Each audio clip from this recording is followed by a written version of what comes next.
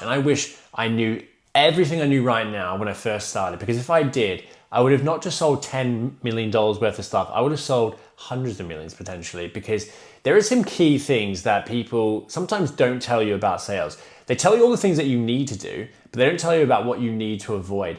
And sales is a psychological game. You know, it is all about helping someone come to a decision that's for the best of their business or themselves. So my name's Zach. I have done, like I said, over $10 million of sales, and I run 2 successful businesses as well. I'm doing business acquisitions alongside growing businesses. I've done sales coaching. And now, like I said, I want to create this type of content that's going to help you in your business journey to gain more money and to stop the pain that goes into sales and actually make it enjoyable. Because once you start avoiding these type of things, it becomes fun. And once it becomes a skill that you know, it feels less stressful. Because let's be honest, sometimes sales can be stressful, but it doesn't have to be. Now, you're always going to get that fear, and that's part of the game because you're competitive. But again, I call these the 7 sins to not do when you're selling, pitching, or even closing. You have to avoid these 7 things. So number 1, okay, is don't sell the process, sell the outcome. People don't care about XYZ of your product or the benefits and features. Yes, that's important. That's how and why they may be on the call, but there's deep down desires or problems that they have that actually are driving their buying decision. No one buys something, well, people do buy some stuff like chocolate for no point, but people will not buy something if there's not a reason, a problem, or an outcome that they're looking to get, okay? Now, for example, if we take weight loss, okay? Someone doesn't want to go do a chest press. They don't want you to show them how to do that. Yes, they technically need it, but they don't want you to show them. What they actually want is to lose weight. Simple as that. So in that situation, what are you going to do? You're going to talk to them about how you're going to help them have a chest press and how you're going to build out a program and a meal plan. Yeah, that's the benefit. But if you're hitting on that first, that's such a cold cognition type of mentality. They're not going to actually care. They want to be shown how they're going to lose that weight. They want to feel like you've put them on that beach in summer with their girlfriend or their family, where they've taken their top off and they can feel like they have abs, or they feel like they've lost their weight and they feel comfortable in their body. And that's what you're selling to them. You want to be giving them that story, that kind of vision that they can be envisioning that. And that's the example just for weight loss, okay? Now, again, after you do that, you can talk about how they're then going to do that. So when you're pitching to them, they're already thinking about the outcome. They're literally seeing it in their head. They've got this story, their picture of it. And then when you start going through the bit, like how they're going to do it, it's then just sealing the deal and they're ready to buy. Now, in a software or a product, a great example is it's the same kind of thing, okay? If you're selling, let's say, marketing services, okay? Are you going to try to tell someone that you're going to do their Google ads, you're going to do their Facebook ads, you're going to do this, you're going to do that, you're going to do all this stuff. If you list and on and on and on and on, you will, but that's how you're going to do it, okay? If you're going to sell them on the dream, for example, they are a business owner that needs more leads, okay? They want to make more money. They may have no time to do it themselves and they're frustrated and whatever their situation is. You're then going to start talking about how you're going to fill up their calendars. You're going to get qualified leads that won't hang up on you, that are ready to buy, that just need to be closed. And you're going to get them X amount of leads so that you can focus on they can focus on growing their business and scaling this side, and we're going to take care of X, Y, Z. And then how you do that is Google ads, this. That is how you should be selling. If you're doing it the other way, you are losing money, you're going to be struggling, you're going to get a less close rate, you're going to also just get people that are bored, falling asleep. Don't be the average salesperson. There's so many of those average people out there. The successful ones are able to really tell a story, get them on that outcome, and not focus so much on the product. Trust me, I was there once. I was selling and just talking about product and how this was automating X, Y, Z and all this cool stuff. When I flipped and started talking about what it was going to solve and how they were going to be spending more time with their family or spending more time growing this business to make more money or whatever, my sales astronomically went up. And if I knew this from day one, I would have been a millionaire by now. So number 2 is never disagree with the prospect. Now, this may be hard for some of you to hear, and trust me, as someone that's very stubborn, this is one of the things I struggle with the most. Disagreeing is a conflict thing, okay? It's an emotional thing and it doesn't help anyone, especially when they're trying to make a decision. Now, prospects sometimes, they're never as aware as you as your own product or your service, and they don't see what you see in your mind. You're pitching your product, you're selling your product, you know it like the back of your hand. You know everything about it, okay? You've done it countless times, hundreds of hours doing it. This may be the first time they're hearing it, okay? And they're gonna say something that, like, it could be, this is too expensive, or I don't see the value in this. Very common things. And if you say, well, I disagree, or it's not expensive, what is that doing? Whenever in a conversation, have you ever enjoyed someone saying you're wrong? Because that's what you're saying. Without saying it, you're saying you're wrong. That instantaneously causes a debate. It causes an argument. You're never gonna win, okay? Kill them with kindness. All you need to do is keep that conversation flowing, okay? And they just need you to listen to them and go, yeah, I hear you. Like, tell me, like, what are you comparing this to? Just so I understand where you're pricing it. And that is a better way to be answering that than just saying, I disagree. Because of course you disagree. You're trying to sell them a product. Why would you think it's expensive? Now, you may think that's a lot of money for you. You may not have that money that you're selling something out. I've been there, trying to get someone to pay 12 grand. And I'm like, crap, I don't even have that money. But you know the value. So you're like, it's not expensive. No one cares. Don't say it's not expensive. It is. Agree. It's a lot of money. Tell them that. Agree with them. Even if you disagree, agree. And then go into your closing mode, which is then probing, because it could just be a smokescreen. It could be that they don't know what the value is. They may have misheard you. They may actually just not be the right fit.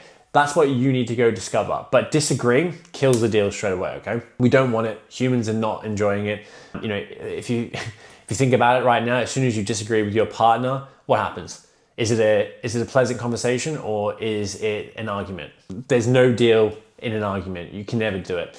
The best pitches are able to walk around this magical line of not being argumentative, but being firm and getting their way. And that is a masterpiece that you need to be able to learn.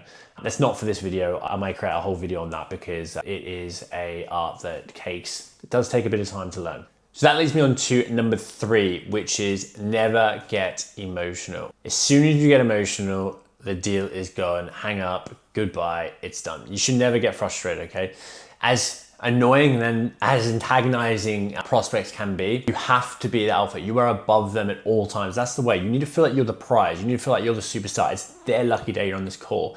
If they're taking ages to get to a decision, don't get frustrated. If you've never bought and spent a good amount of money, especially if you're doing high ticket or committing to tens of thousands of pounds over the next X amount of time, it's a big decision that you need to be patient. It's your job to get them to that decision-making opportunity or decision-making point where they are feeling comfortable with yourself, okay? Now, it goes back to what I said before, never disagree, but again, it gets to that never emotional stage where you just can't do it. Simple as that, it's black and white. And sometimes I've seen people get frustrated or start kind of like trying to push people to get to the deal. And it's from their own insecurity, I feel. Don't do it. There's some gurus online that it shows that it's the good way to do it. It's not. The people that stayed level-headed, that really are super calm, and even if they're getting angry at you, either cold calling or pitching or closing, you hear it all the time. Just sit there and take it. Just go, hey man, I didn't mean to offend you. I'm really sorry if I offended you. That's not the case. I just wanted to XYZ. And that confusing tone can really help, okay? If someone starts saying something really bad to you, like you're just an effing salesperson or you don't know what you're talking about, again, don't get angry. It's their problem. When the best salespeople can deal with that and actually allow them to vent their frustration and dig into it and say, I can sense some frustration in myself. I'm just trying to work out what I've done. And then they will come back and start talking about probably their problems, like, I don't really like to be pushed. I don't want to make a decision right now because I'm just really stressed, or I'm really this, or I'm really that. Fantastic. Dig into that. Say, yeah, I'm not trying to push you to make a decision, Mr. Prospect. Do you mind telling me what's making that so frustrating for you? These type of things are where you're just going to break their guard. They're just now all of a sudden going to tell you the true problem. And it takes patience, honestly. Sometimes you want to scream down the phone, but the best people get the paycheck at the end of the day. They don't get emotional. Number 4 is don't try to be understood before you understand the prospect. I don't know how many salespeople and business owners this applies to. I would say about 80%. The top 20%, just listen. The 80%, talk. And they think their product is the world and they think it's going to solve all their problems. And unfortunately, they have no idea. They end the call having no idea what that prospect's problems are or why they need that product. And that is a massive pit, okay? I struggled at this. Honestly, I think about, when I create this kind of content, I think about the times in which I did these wrong.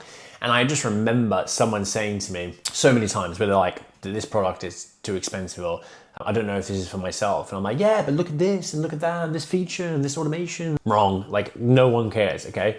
There's something that is we're not understanding with that prospect, okay? We don't understand them. We don't need to be understood. That's not what's here. We're not here to be understood by this prospect. We are here to understand that prospect and solve that problem, okay? And that's where you need to dive into finding out more about them. So this is where fact finding at the start of the call. So it's just after the upfront contract, you go into the fact find. This is where you have strategic questions, where you're really diving into that prospect, diving into their minds, their deepest, darkest place. What is causing them to be on this call? The problems they're having. If they don't do this for the next 6 months, where they're going to be. And then you're just diving into those type of things that are really getting you to feel the picture of that issue, that problem, how your product can actually help them, and all the things that they need that you can solve. And once you get to that point, only then can you then decide that you have been, or they have been understood, and that you understand what they need. And then you then go to tell them what you're selling and how you're selling it. Now, obviously there's a full structure on how you need to pitch. I'm going to create a full video on that, breaking down every single little step and what you need to do to get the best conversion for your sales. I did a video previously on the 3 top things you need to do to close or to pitch. I'm going to go and do a full breakdown of every single section that's helped me generate millions of dollars while pitching. Back to it. Honestly, you need to get your ego in check. No one cares about you on the sales call. The prospect doesn't care about you. They just want their solution helped. Don't worry about being understood. Get them into the place in which they are super confident to be talking to you. Rapport is not that important anymore. And happy days, you're going to get them into that position where you know everything about them and you can confidently tailor your pitch to them. And that's the next thing. Don't just be a robot reading off a script. You're going to get so far. And again, if I knew this from my first year selling, I would have gone from doing $100,000 a month into doing triple that, if not more, in the actual sales pipeline that I brought in. I cringe every time. I was that person that was just literally pitching at them. I call it pitch mode, where you just start talking. You never understand what the actual problem is. You just have this onion here, and they say something and it's just the surface level of it, and you just peel it back and you're like, this is where I'm going to sit. Reality is the actual problem is the bloody core that you need to peel back, and your eyes start crying, and you're then finally there. But unfortunately, not many people get there. So number 5 is do not sell like a beta to an alpha. This is so important. When you're a salesperson and a business owner, business owners and salespeople are very similar, okay? And a lot of business owners are salespeople, and sometimes salespeople are not business owners. You have to have an element of that you're the shit. And I don't mean being arrogant, like no one else is as good as you. You need to go into your own element when you're in a pitch or selling. You are the prize. You are the desire. This is your media and all eyes are on you, okay? You need to just have this alpha mentality constantly. And I've said this, and I'll keep saying this time and time, an alpha never buys from a beta. Do not go into, think of what a beta would do, okay? When someone asks them how expensive it is, just tell me the price. What do you guys actually do? This is all the things that they'll do before you've understood them, okay? And that's what it's about. You need to understand them. So never do it. Never ever bend from your structured pitch. It's your meeting. Think of it like a play. If you were going to direct a play, would you allow your actors or your audience to tell you to go to act 3 before you finish act 1? No, you wouldn't. So why are you doing it in a pitch? It's an art. This is what you are doing. You have to be like an artist. You have to hold and control and dictate how the meeting's going. You're gonna get knocked over here to act 3, to give it another analogy. And what you need to do is, as soon as it gets knocked back, you need to politely nudge it back to the act 1 or act 2 or wherever you are, okay? And that is where I come up with this. You can't be a beta and sell to an alpha. The main reason you become a beta is because you can't control the meeting. You let that person dictate it. Now, the issue that you have is when you're doing B2B and you're selling to a lot of other business owners, trust me, I'm a hard negotiator. It's not easy to negotiate with me. Ask anyone that have ever negotiated with me. I'm tough. I don't mean to be like that. It's just how I am. I like to negotiate, but I understand where to draw a line. And if I feel like I'm crossing that line, I will back down. But if I'm on a call with a beta, I know I can get what price I want. And the reason is because they bend to everything I do. And so many times this happens, even other business owners, I'll start dictating the call. And I do it just to sometimes test what type of person I'm speaking to, because I want to understand how far I can reach and what I can get. And sometimes people knock it back and I respect it. And anytime I'm getting sold by an alpha, I genuinely don't talk. I allow them to dictate the meeting and I'll apologize for going off because I feel this sense of, I don't know, duty, I guess it is, or respect that allows me to just being in front of a general if you're in the army. So this is a key point that I think a lot of people feel like they have to answer to the prospect. And it's interesting, when you go back through these points, they all kind of resonate on top of each other, because if you're able to control the tone, or you're able to not get emotional, you're able to not disagree, then you can control it. And this is where the superstar pitches and the superstar salespeople can combine all these together. For example, if someone says, I want to know the price, don't say, no, I'm not telling you the price right now because XYZ. You're disagreed, okay? On the contrary, if you agree and tell them the price, you're a beta. What do? Well, it's an art, like I said. How can you gently knock them back to where you want them to be, back to Act 1? And a simple one is just going, hey, Mr. Prospect, I'm really not sure what product you need right now and what services we can help you with. So what I need to do is just find a lot more about your XYZ. And then from there, what I'm gonna do is just be able to tell you what we can do from what your requirements are. So, and then you go into asking them questions. Simple as that. Notice what I did there. I did not disagree with them. I did not get emotional. There was no argument, and I controlled the meeting. And now I'm back in the frame. So that is easier said than done if you have never done that before, but never ever let someone knock you off your structure meeting, because you are a beta. And honestly, I can't stress this enough. You will lose 50% more of your deals if you do that. Like I said, betas are not selling to alphas. Alphas are selling to betas. And an alpha can sell to an alpha. That's absolutely fine. There's only one alpha on the call, and you're in control of the frame, and you have to always be in that with the salesperson. Doesn't matter if you're talking to a CEO with 100 million and then you are selling to them.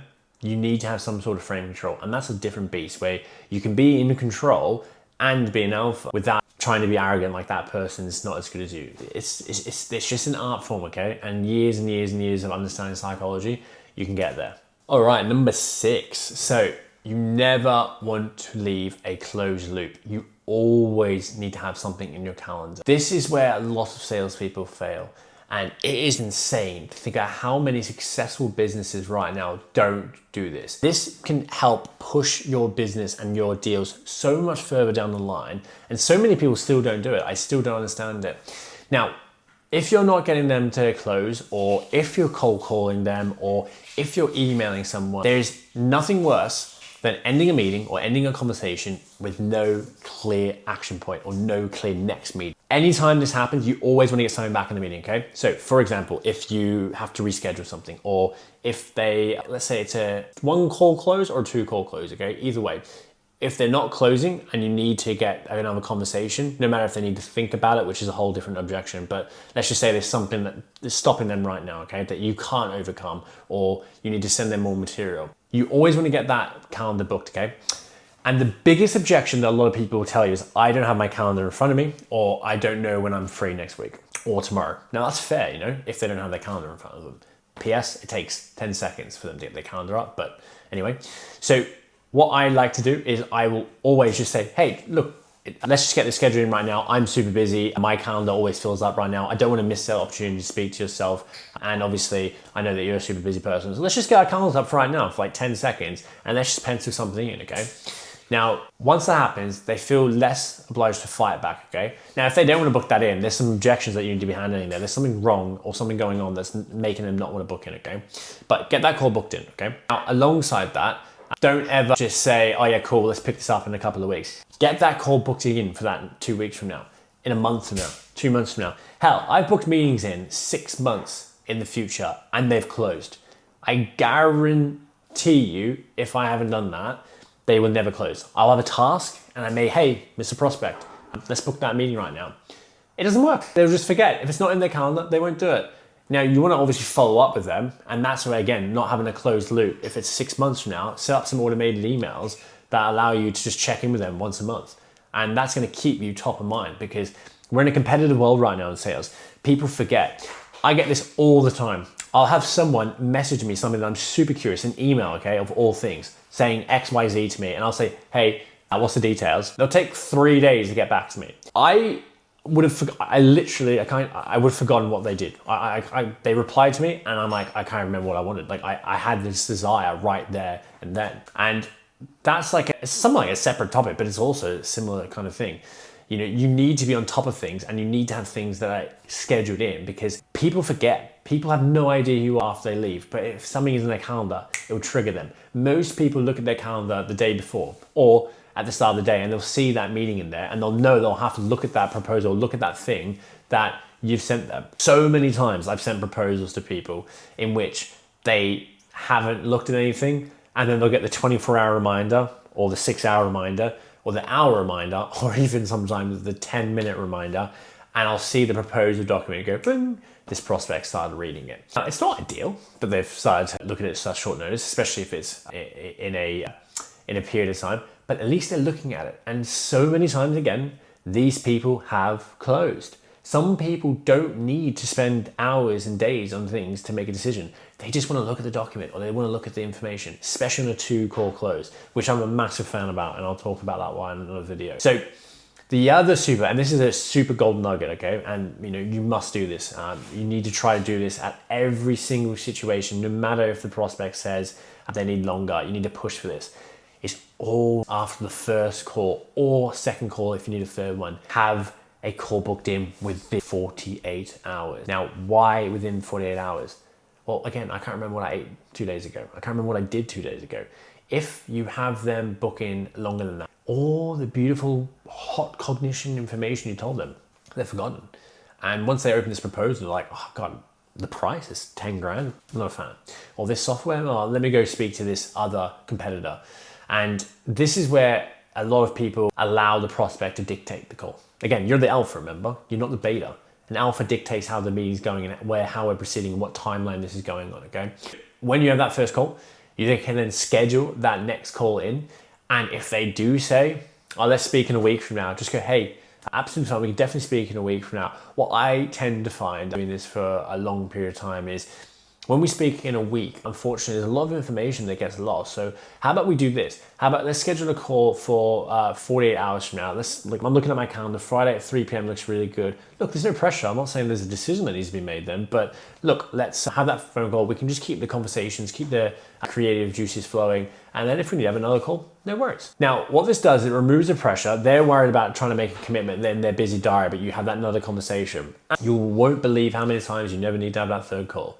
Because again, an hour before, the day before, they'll just quickly pick up on that information and then they'll start reading it. And if you have a good offer, a good product, which you know you should be selling and you should be building, then you are in a position where, again, you've stopped that closed loop happening. And this is where you have to be creative. You can't just think like a black box and just be slow with it. You need to always have it motion, have reminders in your calendars, calls books in your calendars, tasks in your calendar. Everything, just literally be a calendar. I won't say the word. I've been there, the most unorganized people. We just try to do things on the fly. We think we can always get people booked in. It doesn't work. You know, structure is everything. Make sure you get those booked in. All right, number 7 is never fear the objection. That is a buying signal.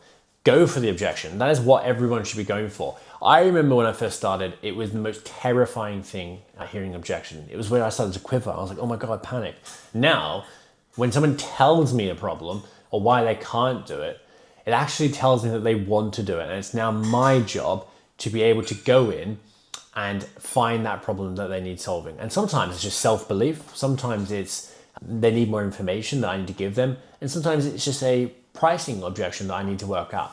But as soon as you hear it, that's when the real work starts, if I'm honest. And that's where you need to be that alpha, that ninja that is helping guide that person into a great decision when you know that you're going to be able to help and solve their problem. So the worst thing that can actually happen in this situation is no objection. It's just a really silent thing like, yeah, cool. And they're not really giving that much energy. So a really good example here, okay, and just some basic objection handling. If someone says they need to think about it, most of the time they don't need to think about it. They're just in a state of either price shock or they're in a thought process of overwhelm. And sometimes it is normally just price issues, or there's a few things that come in here.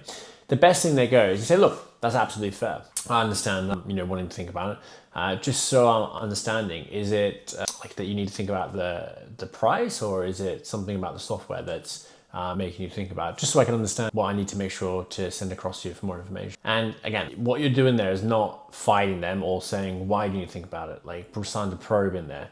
It's just a curiosity thing. You're always just saying curious, and that is allowing the conversation to keep flowing. They're probably going to come back and just say, yeah, it was just a lot more expensive than what I thought, or it could be something that they're wanting to check with their product or compare. And in this situation, again, you're just holding the conversation. You're continuing to find that layer of that onion, like I talked about earlier. Get the onion and peel it back. They tell you they need to think about the price. Okay, then you ask them just to understand a little bit more information. From there, they are saying they're comparing it to X, Y, Z. And then again, you're trying to peel back to really find the actual problem. And that could be that they don't think that the price is justified for what you're offering. And then you have a value issue and you need to overcome that. Or it could be that they have a fear for the ability that they're not going to be able to achieve it. They can't invest in themselves. They're struggling. And that is where you, as the salesperson, need to thrive. And you are able to guide them on to making a decision. And most of the time, it's just by getting them to tell you why they would buy this product. A good way is to remove price and start asking them, so if we were just to remove price, just want to understand what else is it that you need to think about? And then they could say absolutely nothing, it's just the price. Everything's fantastic, I love it. You can ask them back, okay, cool. So just so I understand, like, why do you love it? What about this is good for you? And they will start telling you, basically selling you to themselves of why they should be doing that product. Now, this is where you start to realize that objections are the buying signal. And it's that maze of guiding them to that right answer. Because all I've done there is get the prospect to keep talking to me. I've asked simple questions. Again, when we go back to the start of the meeting, you never want to go to be understood first. You want to understand. And all you're doing is understanding their real problem again. You understand the real buying problem, the buying pain. You're finding out again what is holding them up. And they're telling you this, they're talking to you. And at that point, once you've got the information, you really understand the exact pinpoint of the problem. That's when you can start going into just making sure that they understand the consequences of what they are going through. And again, the solution that you have by simply getting them to realize the problems if they don't do this. Now that's a high level kind of closing framework, which again, I want to go into another video. But again, you always want to make sure that you are getting excited when the buying signal starts. And that's the objection. Love it. Don't be scared of it. That's the best salespeople. Go for it. You know you're doing the right thing when you get an objection. About 10% of all closes, all sales, have no objection. Maybe even less, maybe 3 or 4. There's not many people that will just get their credit card out and start paying. They're the glory ones, they're the easy ones. The actual mission is the objection, okay? You can't do sales without objections, it doesn't work.